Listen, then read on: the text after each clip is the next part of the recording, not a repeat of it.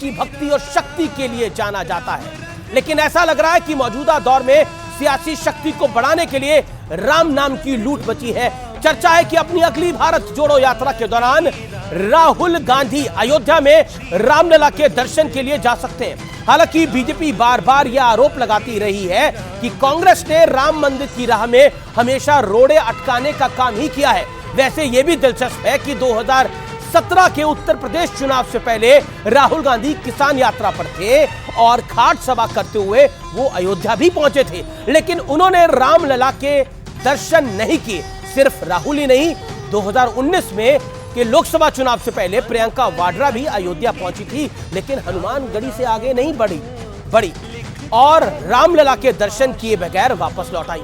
लेकिन मुद्दा सिर्फ कांग्रेस या राहुल गांधी का नहीं है। अखिलेश यादव भी कह चुके हैं कि राम मंदिर बन जाएगा तो वो पूरे परिवार के साथ यानी सपरिवार अयोध्या जाकर रामलला को प्रणाम करके आएंगे, दर्शन करके आएंगे। और इस बीच ये खबर भी आ चुकी है कि 22 जनवरी 2024 को अयोध्या में भव्य दिव्य मंदिर यानी रामलला की प्राण प्रतिष्ठा हो जाएगी और प्राण प्रतिष्ठा करीब 3 महीने बाद लोकसभा चुनाव शुरू हो जाएगा। तो सवाल है कि राम भक्ति सिर्फ संयोग है या फिर चुनाव का एक बड़ा प्रयोग या 2024 के लिए एक सियासी योग। आज इसी मुद्दे पर होगी जनता जनार्दन के बीच देश की सबसे बड़ी चर्चा, देश की सबसे प्रतिष्ठित चर्चा। स्वागत है आपका। राम धुन लागी, श्री राम धुन लागी।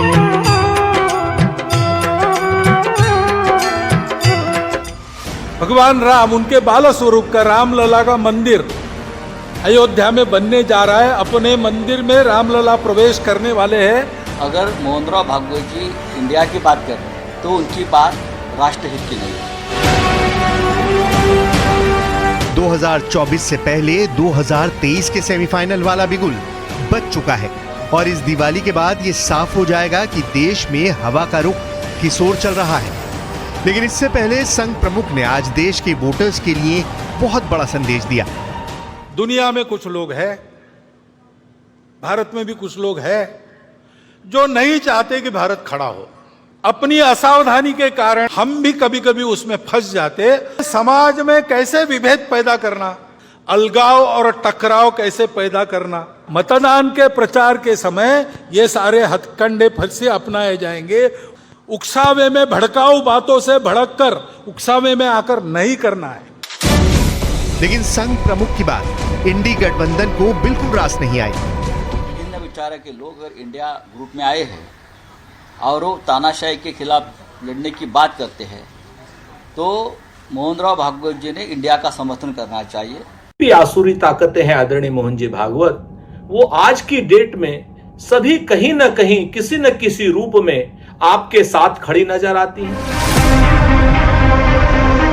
उधर योगी आदित्यनाथ ने एक बार फिर सनातन धर्म का बिगुल बजा दिया है। उन्होंने कहा, सनातन धर्म ही राष्ट्र कल्याण की कुंजी है। जब भी दुष्प्रवृत्तियां प्रभावी होती हुई दिखाई देती हैं,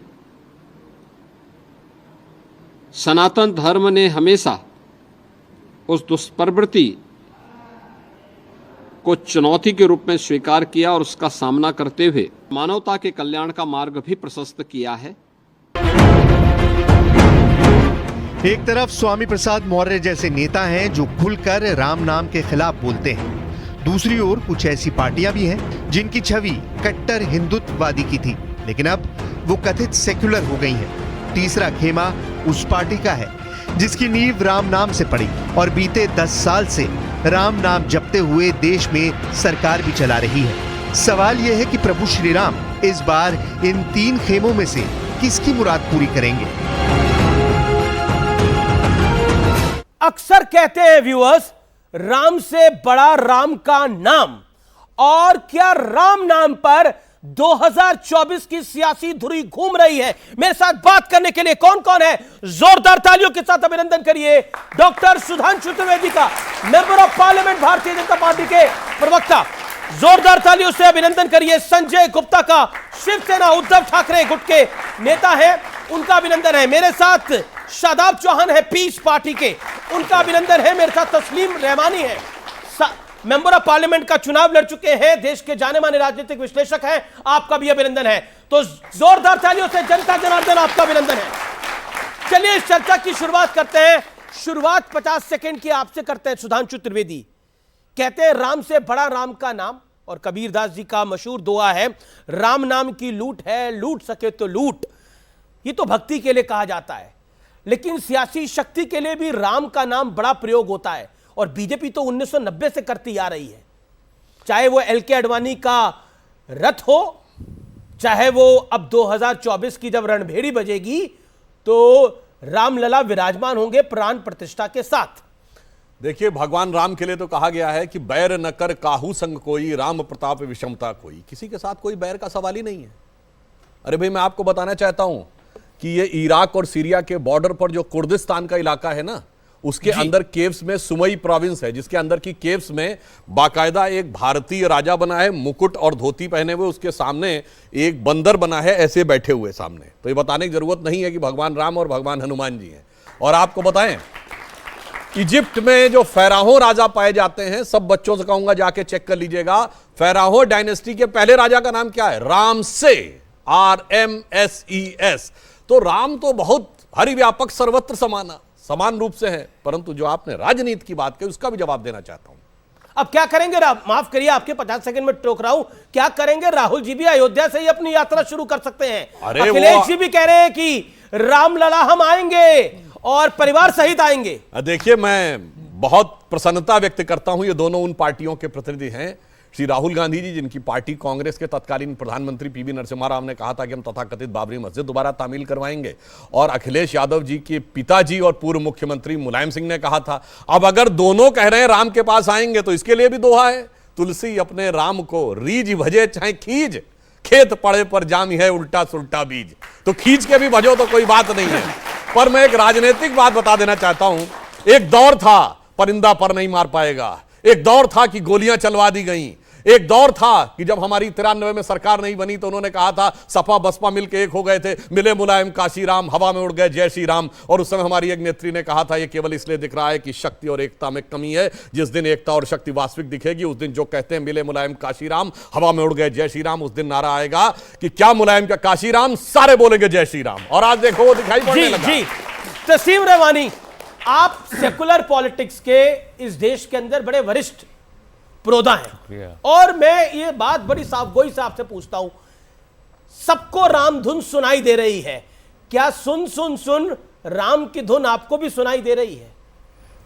हमको तो सुनते हुए 50 साल गुजर गए, आधी सदी गुजर गई। अब ये सुनते हुए सियासत में आए हैं। बुढ़ापा आ गया। बुढ़ापा आना जरूरी नहीं है 50 साल में, लेकिन मैं जो भी लोग चुनाव लड़ते हैं, राजनीति में हैं, वो अपना चुनाव चाहे जिस धर्म के भी हों, वो अपनी आस्था के अनुसार लड़ते हैं। मैंने चुनाव लड़े तो मैं भी कहीं अल्लाह मियाँ से प्रार्थना करता हूँ, रोज़ा रखता हूँ कि भाई मैं भी कामयाब हो जाऊँ, मेहनत करते हैं। तो अगर और लोग भी अभी वो सुन लेंगे ना, आप अपने वक्त पे सुनते हैं, वो मेरे इख्तियार में नहीं है। वो अब इस तरीके से अगर कोई और भी अपनी आस्था के अनुसार, अब राम में आस्था तो बहुत लोगों की है इस देश में, करोड़ों, हाँ करोड़ सैकड़ों करोड़ लोगों की आस्था है, वो भी अगर जाते हैं तो बपौती किसी एक की नहीं हो सकती। ये पॉइंट बढ़िया, बपौती किसी एक की नहीं हो सकती। दूसरी बात ये जो मेरा सवाल है सब लोगों से, पूरे देश से, मर्यादा पुरुषोत्तम रामचंद्र जी एक आस्था का स्रोत, धार्मिक व्यक्तित्व हैं, या वो जो भी आप उसको नाम देना वो हैं, या एक राजनीतिक शख्सियत हैं? क्या हैं? क्या हम उनको राजनीतिक एक सिंबल के तौर पर इस्तेमाल करने की इजाजत किसी सियासी जमात को दे सकते हैं? ये एक बड़ा सवाल है जो इस देश के लोगों को सोचना चाहिए। आस्था हो सकती है, सुधांशु जी की आस्था रामचंद्र जी में चुनाव लड़ने जा रहे हैं, वहां जाए। राहुल जी की 50 सेकंड हो गए, मैं आपको 10 सेकंड और दे रहा हूं। सियासी इस्तेमाल कर कौन रहा है आपकी राय में? राहुल गांधी अगर वहां जाएंगे तो सियासी इस्तेमाल कर रहे हैं, बहुत अखिलेश जी जाएंगे तो सियासी इस्तेमाल कर रहे हैं, या सिर्फ बीजेपी कर रही है? ये सवाल किया। मैं 2 स्टेटमेंट कोट करना चाहता हूं, अगर आप मुझे इजाजत दें। पहला स्टेटमेंट 1986 में उसी वक्त में राजीव गांधी ने ताला खुलवाया था वहां उस वक्त की बाबरी मस्जिद का। और उसके बाद वाजपेयी जी ने फरमाया था, रिकॉर्ड पर है, आप जाके देख लें, हिंदुत्व का इल्जाम हमारे ऊपर है, हिंदू कार्ड खेलेंगे राहुल गांधी, राजीव गांधी, ये नहीं हो सकता। और उसके बाद 1989 में पालनपुर का रेजोल्यूशन आया, उसमें एल.के. आडवाणी जी ने खुद उसको ड्राफ्ट किया। वो 3 पेज का रेजोल्यूशन है, वो भी बीजेपी की वेबसाइट से निकाल के कोई पढ़ सकता है। बड़ा लंबा चौड़ा रेजोल्यूशन है जिसमें उन्होंने कहा कि हम अडॉप्ट कर रहे हैं एज अ पॉलिटिकल एजेंडा। और तीसरा स्टेटमेंट, लिब्राहन कमीशन के साथ अपनी विटनेस के दौरान एल.के. आडवाणी जी ने जस्टिस लिब्राहन के सामने ये कहा, जिसे मीडिया ने कोट किया, कि हमारे पास वोट बैंक के नाम पे कुछ नहीं है, कांग्रेस के पास पंडितों का और मुसलमानों का वोट है और दलितों का वोट मायावती ले गई है, हम कहां से लाएंगे, हमारे लिए ये एक पॉलिटिकल एजेंडा है। ठीक है, सुधांशु का जवाब इसमें जरूरी है। लंबा हुआ सुधांशु पॉलिटिकली आपने यूज करा, बाकी सब फॉलो कर रहे हैं, इसका भी जवाब 50 सेकंड देना चाहता हूं। हमारे एजेंडा में तो वो तब से था। अब इन्होंने कहा 86 की बात, कितनी सीटें थी उस समय हमारी? 2, शायद 2 थी। तब भी राम हमारे एजेंडा में थे और 303 पे भी हैं।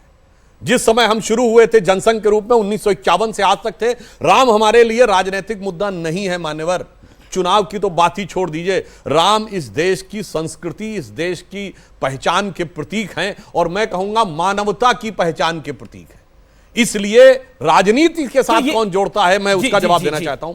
चुनावी अभियान की शुरुआत, शायद रहमानी साहब एक बात या तो ध्यान नहीं रही या जान के उसको घुमा गए। 1989 का लोकसभा इलेक्शन, उसकी शुरुआत स्वर्गीय राजीव गांधी जी ने अयोध्या से राम का नाम लेके राम राज्य के नारे के साथ की थी, चुनावी अभियान की शुरुआत। तो हुआ क्या, वो करा तो सही, लेकिन कांग्रेस उसके बाद कभी फुल मेजॉरिटी से आ नहीं पाई सत्ता के अंदर। आप आए 2 बारी, 2014 और 2019। उसका कारण यह है जी कि वाजपेयी जी के स्टेटमेंट याद कर लीजिए अब। नहीं, मैं उसी पॉइंट पे। और सर, अगर स्टेटमेंट याद करना तो मुलायम सिंह जी का फ्लोर ऑफ द हाउस पे है कि हम बाबरी मस्जिद दोबारा तामील करेंगे। हाँ, और नरसिम्हा राव का प्राइम मिनिस्टर है। जबकि हकीकत एक और बात बता दूं, हमने कभी नहीं कहा हम मंदिर बनवाएंगे, हमने कहा कि हम मंदिर निर्माण का समर्थन करते हैं। मंदिर निर्माण तो राम जन्मभूमि। अब सुधांशु जी इतना भी शरीफ मत बनिए, आपने कहा था सौगंध राम की खाते हैं, मंदिर वही बनाएंगे। सुनिए कर रहे हैं मान्यवर। जी। अब ये क्या मजबूरी है, ये पूछिए, मजबूरी क्या है? हमने ये नहीं कहा था, ये किसने गवाया था गीत? महंत अमरनाथ जी ने।